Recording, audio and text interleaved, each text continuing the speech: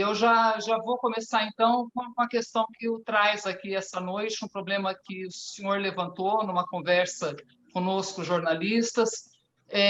Aqui em Londrina já está detectado que as pessoas, em grande parte, pararam de fazer exames preventivos, exames sérios de doenças como vários tipos de câncer e diabetes. Gostaria que o senhor falasse um pouquinho sobre isso, para a gente começar. Bom, vamos tentar colocar isso de uma maneira organizada, fica mais fácil de entender. Não é nenhuma situação que a gente está tentando dramatizar o momento, ele já é dramático o suficiente, então eu vou colocar para todo mundo de uma maneira clara. A recomendação, desde o início, 13, 14, 15 meses atrás, foi de distanciamento social, ficar em casa, aquele tipo de meio lockdown, uma restrição de movimento. E o que aconteceu? As pessoas as pessoas mudaram os hábitos, aquele tipo de comportamento regular que elas já tinham.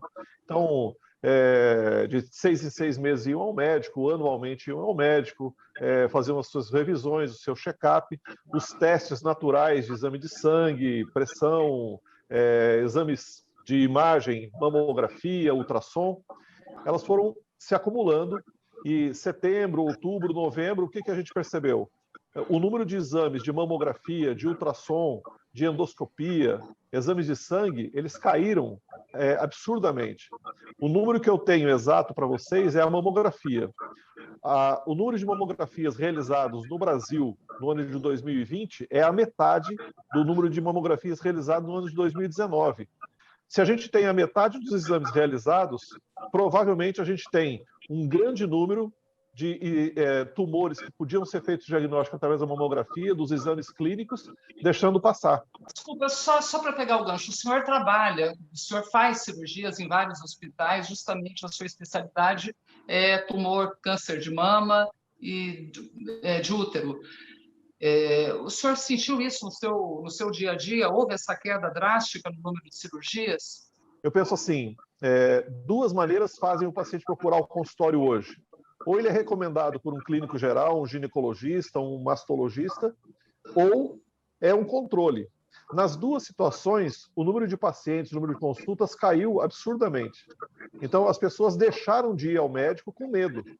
Mas o que aconteceu? Essas duas situações associadas fizeram com que o diagnóstico precoce, que é o que a gente preconiza, e o diagnóstico em cima daquilo que passa a acontecer com o exame, autoexame, exame físico de posto de saúde, de médico clínico geral, também deixou de acontecer.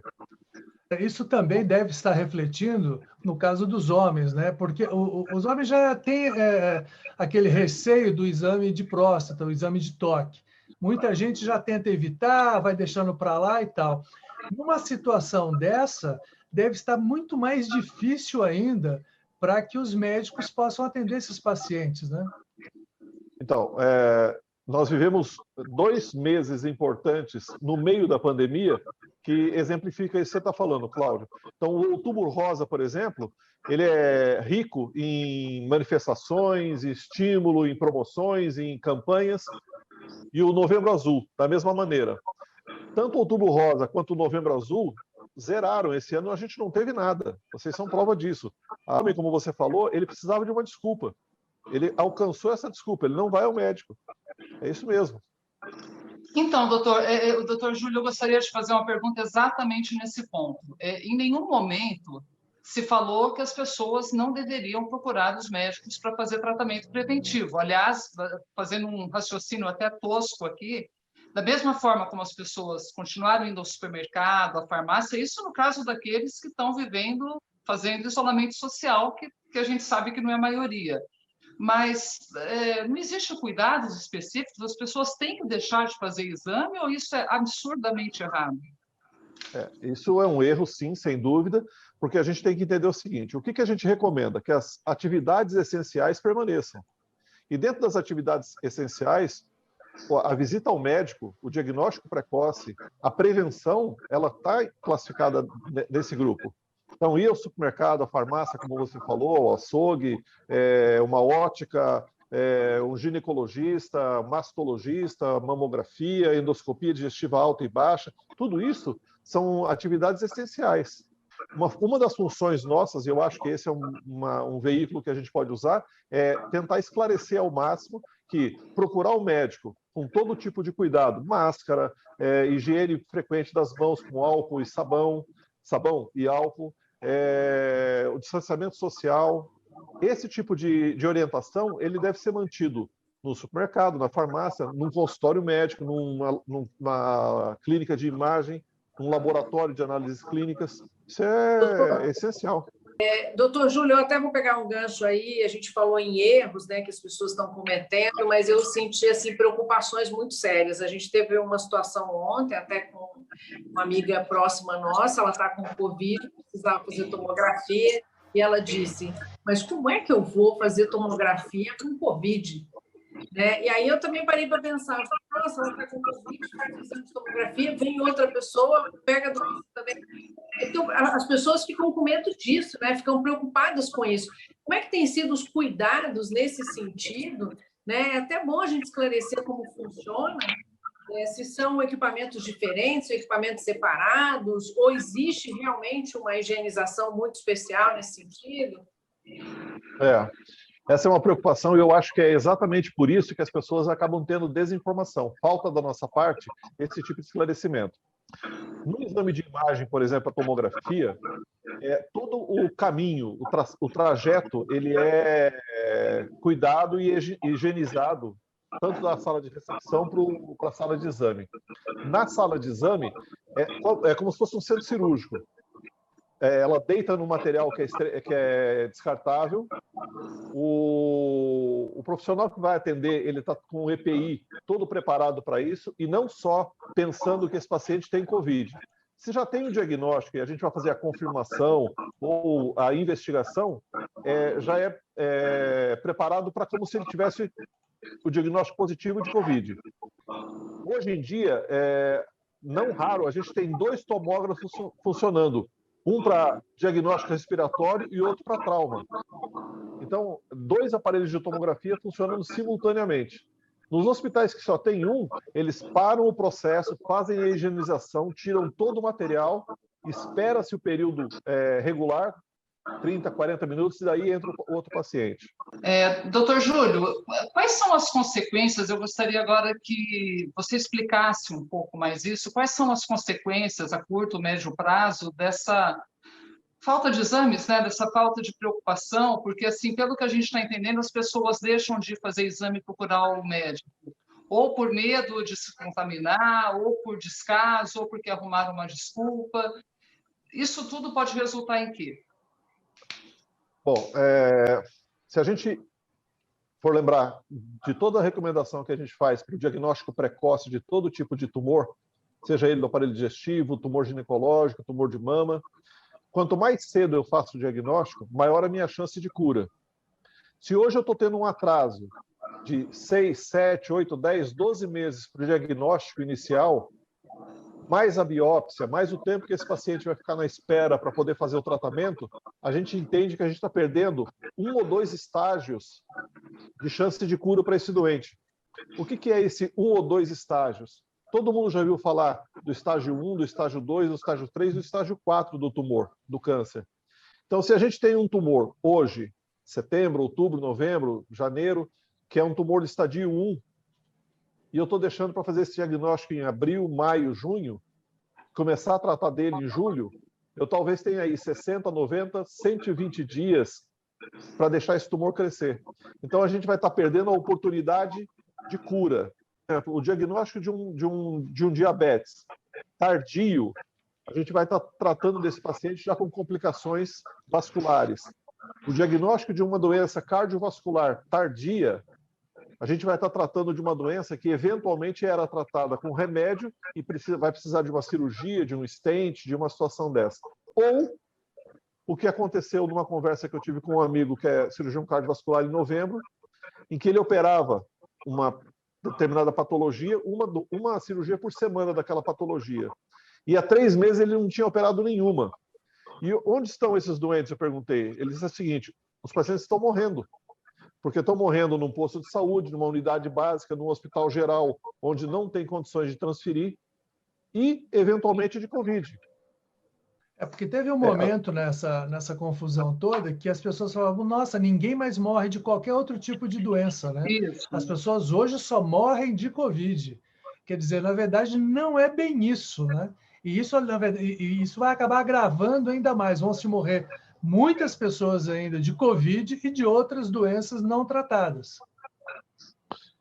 Na verdade, essas pessoas, seja lá quem for, né? A gente não está aqui para discutir posicionamento ideológico de ninguém, mas quem opta por poder dar esse tipo de desculpa, que está todo mundo morrendo de Covid e ponto, é porque, primeiro, não está dentro de um hospital, não conhece a nossa rotina, e a seriedade para preenchimento de um atestado de óbito, ele obedece tantos requisitos, tantos protocolos para poder assumir essa situação.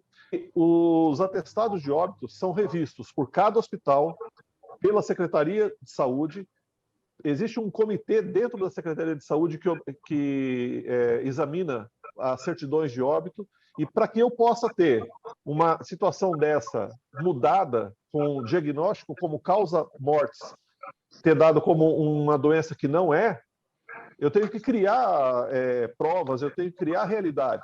Sim. Um estudo de prontuário que vai me dar que o doente morreu de Covid e que não tinha um PCR positivo, uma imunoglobulina positiva, o que vai acontecer? Isso vai gerar um problema. Ninguém faz isso. O que acontece? É que nenhuma doença matou em um ano 800 indivíduos. Sim. Qual doença matou sozinho 800? Câncer de mama. Em Londrina, por exemplo, a gente perde aí em torno de 150 a 200 pacientes por ano. Câncer de próstata, 70, 80, 90 homens. Cardiovascular, acidente de automóvel, doença pulmonar obstrutiva crônica, diabetes. São as causas mortes que a gente conhece. Uma doença matar 800 pessoas é para criar pânico, é para criar atenção, é para tomar medidas de forma correta. Não é uma situação até por conta das circunstâncias, né, doutor? Até por conta das circunstâncias dessas mortes, inclusive, né?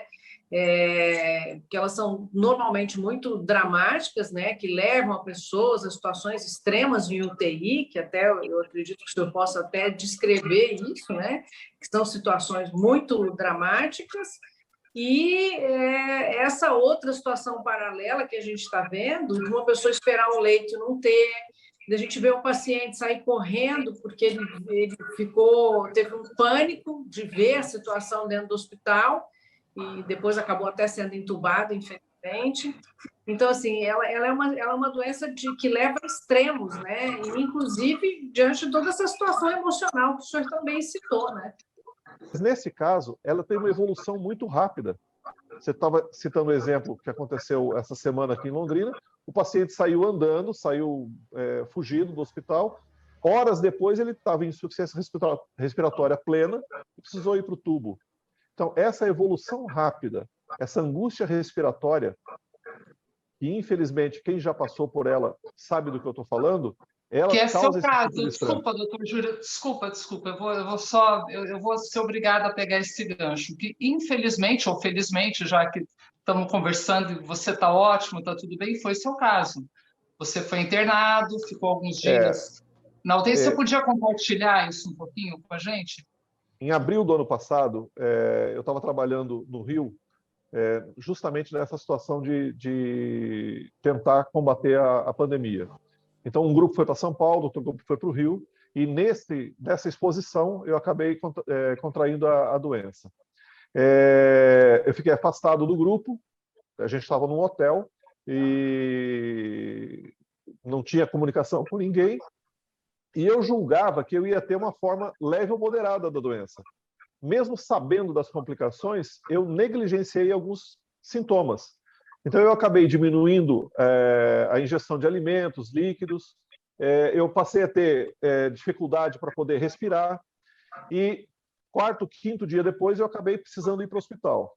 Eu fiquei 5 dias na UTI, não precisei ser entubado, graças a Deus a medicação conseguiu alcançar o nosso objetivo, as coisas seguiram bem. Mas do meu lado, eu tive paciente em questão de 3, 4 horas evoluindo para tubo, 1, 2 dias depois, óbito.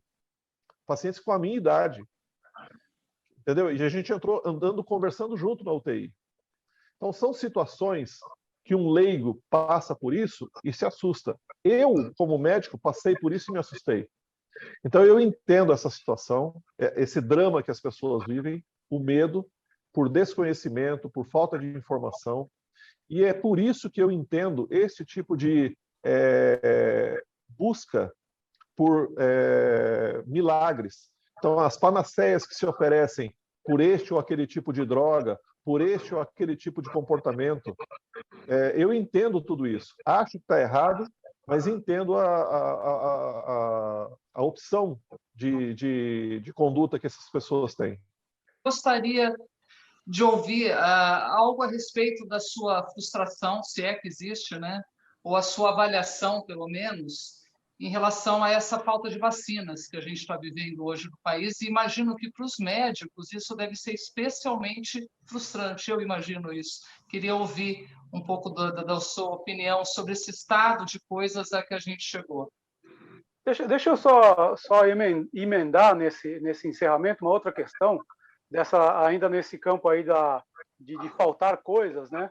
A Mônica Bergamo, da Folha de São Paulo, estava noticiando que entidades representativas de hospitais particulares, de planos de saúde e de médicos intensivistas tinha informado a Anvisa e pedido uma reunião de urgência para dizer o seguinte: tem esses remédios anestésicos, inclusive que são importantes para intubar, sem os quais tu não consegue intubar, para 20 dias.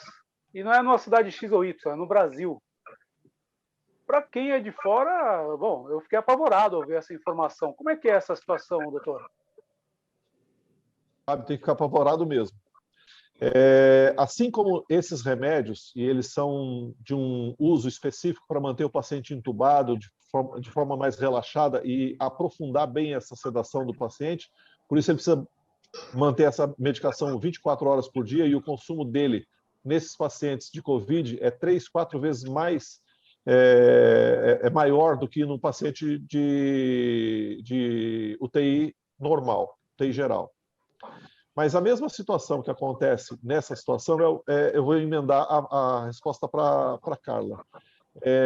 Os fabricantes, eles não têm a capacidade de fabricar aquilo que a gente deseja num tempo hábil. Então, a vacina passou a ter apresentação comercial a partir de outubro do ano passado. A gente podia ter comprado? Sim, a gente podia ter comprado. Mas mesmo quem podia ter comprado e teoricamente comprou, não está conseguindo alcançar um número de doses que é suficiente para um país do nosso tamanho.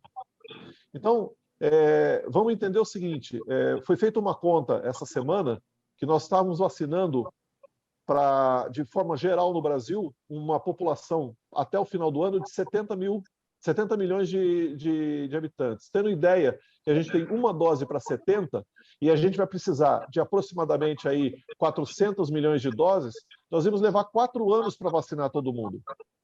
Não que nós não tenhamos capacidade logística ou de estratégia para poder vacinar. A gente consegue fazer isso. Vide vacinação de sarampo, que a gente vacina aí 10, 12, 15 milhões de crianças num sábado. É uma situação tranquila. Qual que é o nosso problema? Os fabricantes não conseguem entregar para a gente hoje 40 milhões. Então vamos imaginar, Londrina tem 600 mil habitantes. Eu preciso de 1.200.000 doses. Se o Marcelo quiser hoje comprar 1 milhão de doses, não tem quem entregue para ele. O governador de São Paulo ontem estava comemorando milhões de alegrias que ele conseguiu entregar 3 milhões para um estado como São Paulo. Então, infelizmente, nós tomamos a decisão de comprar muito tarde. Nós não temos só uma vacina, nós temos hoje 6 vacinas no mundo que podem atender todo mundo. Se a gente tivesse tomado a atitude de comprar mais cedo, provavelmente a gente já está vivendo um cenário um pouco melhor. Mas não adianta imaginar que, tendo dinheiro e eu vou comprar, essas vacinas vão chegar de uma hora para outra, elas têm que ser fabricadas. E um outro aspecto é que uma vacinação em 2 doses, ela tem um período de 3 a 4 semanas entre a primeira e a segunda dose, e mais 3 a 4 semanas até que o momento da imunização seja regularizado, seja entendido como perfeito. O paciente que toma uma vacina no dia 1, no dia 30, 40, ele vai estar imunizado. Então, da primeira dose para a segunda, para a imunização, eu tenho aí em torno de 60, 70, 80 dias. Penso que uma previsão para os próximos 90 dias não é promissor. Só retomando aqui, doutor, até a pergunta do Fábio com relação aos sedativos, o que no meio médico se fala, né? O senhor fez uma colocação bastante importante, porque os especialistas estão falando que a gente vai chegar ao final de abril com 4.000 mortes por dia, né? Que essa é uma escalada, infelizmente, irreversível, porque a gente não tem como conter, a gente não faz lockdown, que seria o ideal, 15 dias para interromper um ciclo, não adianta fazer, e são especialistas, não sou eu que estou falando, tá? Não adianta ficar com esse negócio de vão fechar só fim de semana e finge que fecha, ninguém para. E aí eu queria saber especificamente sobre a questão dos sedativos, se realmente eles acabarem, que cenário que a gente espera? O que os médicos, como é que os médicos estão reagindo a isso? Raquel, imagina você numa guerra.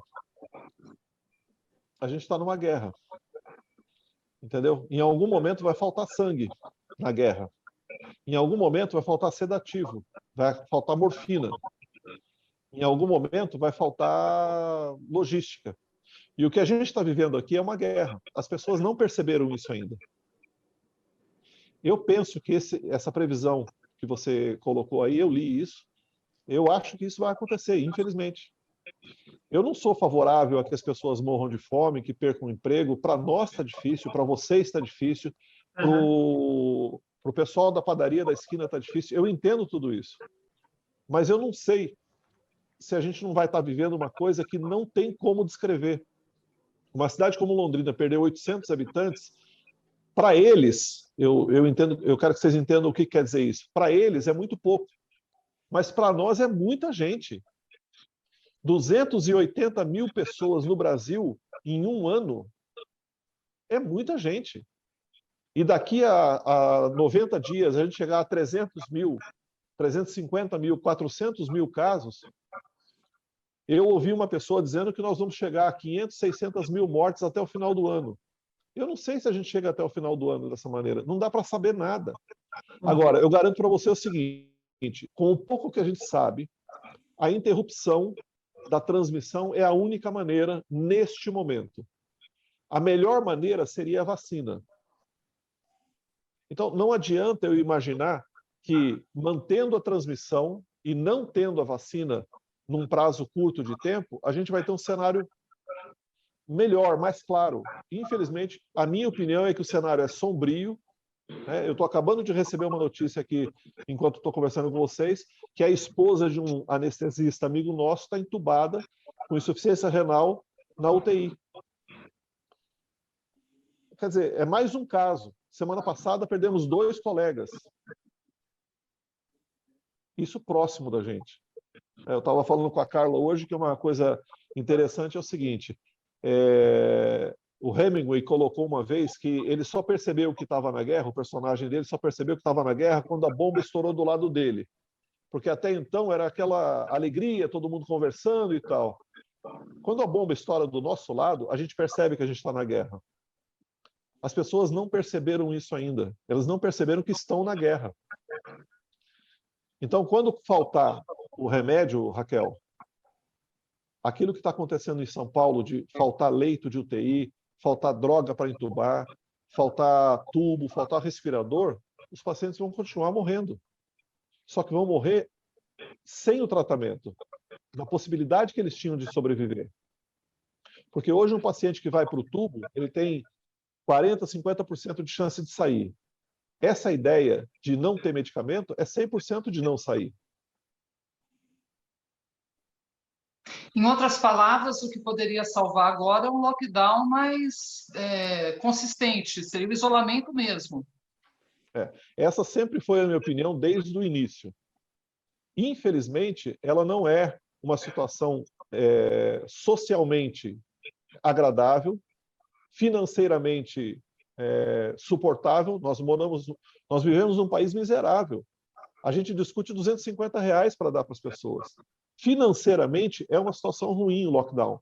Eu entendo, sei disso, mas eu não sei se as famílias arrasadas, da maneira que está acontecendo agora, com hospitais lotados, com doença multiplicando, com outras doenças crescendo, se a gente vai ter sobra de alguma coisa para poder avaliar depois. Porque hoje não é ter dinheiro que faz a diferença. A gente recebeu essa semana no Twitter do prefeito de Curitiba dizendo que recebeu uma mensagem de um empresário dizendo o seguinte: eu tenho dinheiro para comprar 2 hospitais, mas nesse momento eu não tenho um leito para colocar a minha mãe. Então, é esse drama que é muito próximo da gente, da área da saúde, as fisioterapeutas, as enfermeiras, os médicos, o atendente, o que a gente teve de aumento de número de Covid em atendente, pessoal da secretaria, eles estão expostos. Ninguém observa isso. Eu vi o Marcelo falando uma coisa que eu achei fantástico. Na hora de começar a prioridade, tem que priorizar professor. Mas tem que priorizar professor, a zeladora, a menina da cantina. Esse pessoal é prioridade. Então, é esse tipo de ação de compra de vacina, de dar prioridade para quem tem que ser, é uma situação em paralelo. Mas o lockdown, na minha opinião, o afastamento social, seja ele com paralisação de atividade não essencial, mas não dá para classificar não essencial como, aí eu não quero citar para não ficar personalizado, mas eu acho que essa avaliação ela tem que ser muito séria. Certo, e não apenas um lockdown por algumas horas, né, ou por algumas categorias. A gente entendeu, acho que ficou bem claro. A gente tem lockdown e o pessoal vai para o lago, por exemplo. Exatamente. E para o supermercado, enfim, mas tá dado o recado. Doutor Júlio, muito obrigada. Assim, lamentavelmente, esse assunto seja tão pesado, tão difícil, tão real, né, tão factual, mas a gente agradece a entrevista, o brilhantismo nas suas exposições, a sensibilidade, a atenção, né, que você deu para a gente. Então, muito obrigada. Pessoal da bancada, é isso, né? Vamos dando...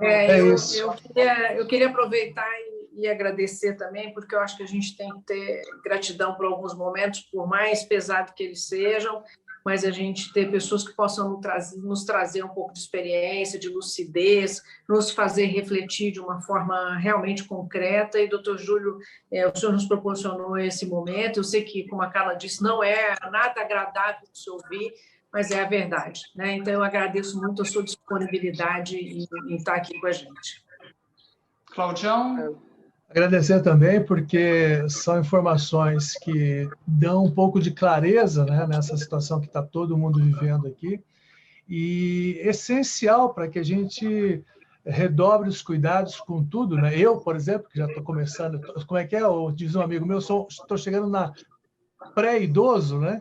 E a gente percebe que não tem mais essa conversa de idoso, está todo mundo entrando na mesma barca, né? Mas valeu, doutor, muito obrigado, viu? Fábio? Bom, eu queria agradecer também. Eu imagino que se para nós, da comunicação, do jornalismo, que tem uma tarefa de noticiar essas coisas, já é uma rotina pesada. Tem dia que a gente sabe que é difícil para a gente. Hoje, para mim, foi um dia bem difícil. Eu imagino para esse pessoal, né, como o doutor Júlio aí, profissionais de saúde, todos eles, médicos, enfermeiros, auxiliares, técnicos, né, que está na linha de frente. Imagina o peso que esse pessoal está carregando. Eu acho que, sabe, não tem preço o que esses profissionais estão fazendo pelo Brasil, pela humanidade. Então, gratidão. Mas eu queria deixar para vocês a seguinte mensagem. É realmente uma situação triste. O meu posicionamento não é um posicionamento muito flexível nesse aspecto. Tanto pela formação básica, que eu sou cirurgião geral, cirurgião oncológico, eu trato de câncer, é uma situação com um olhar pragmático da maneira com que a gente vê e enfrenta o problema. Então, com seriedade, com responsabilidade, com atitudes sérias, firmes, que eu acho que a gente vai poder mudar o rumo dessa história. Então, nós estamos dirigindo um avião muito grande E se a gente tomar atitudes fracas, a ventania toma conta da gente. Acho que a gente tem que ter pulso firme para poder tomar a direção correta nessa hora. Ok, então, muito obrigada mais uma vez e que a gente siga, né, a semana fora aí com muita serenidade, né, que a gente consiga manter essa serenidade, pelo menos tentar conservar um pouco da paz de espírito. Então, boa semana para você que acompanha com a gente no Lugar da Fala. Boa noite. Boa noite. Boa noite.